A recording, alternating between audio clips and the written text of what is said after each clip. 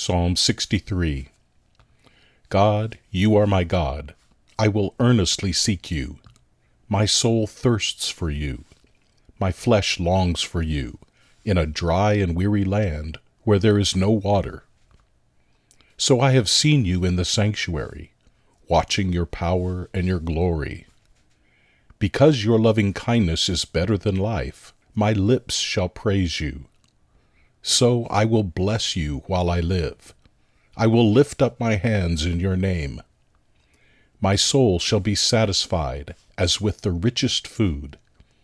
My mouth shall praise you with joyful lips when I remember you on my bed and think about you in the night watches. For you have been my help. I will rejoice in the shadow of your wings. My soul stays close to you. Your right hand holds me up. But those who seek my soul to destroy it shall go into the lower parts of the earth. They shall be given over to the power of the sword. They shall be jackal food. But the king shall rejoice in God.